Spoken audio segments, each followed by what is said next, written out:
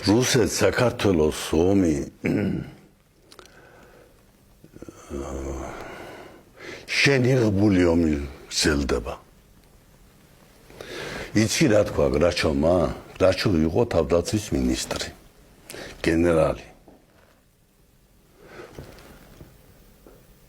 გრაჩოვმა თქვა რომ ჩვენ აფხაზეთს ვერ დავთმობთ.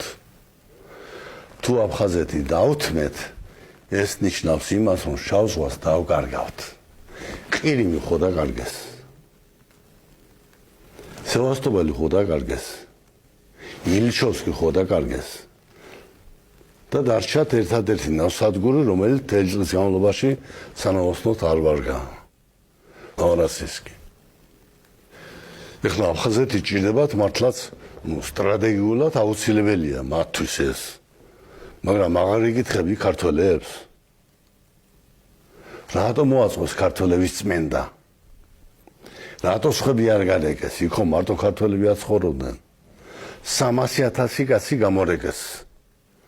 და რამდენი დაიღუპა, რამდენს თავი მოაჭრეს. და მერე ფეხბურთს თამაშობდნენ.